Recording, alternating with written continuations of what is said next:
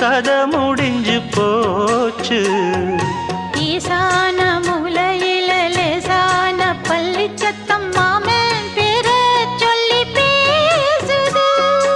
ஆறாத சோகந்தன்ன தீராம சேர்த்து வச்சு ஊரும் சேர்ந்து என்ன ஏசுது.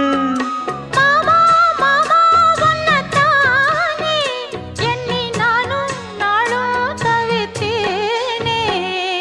கூண்டுக்குள்ள என்ன வச்சு கூடி நின்ன ஊற விட்டு கூண்டுக்குள்ள போனதென்ன கோலக்கிளியே.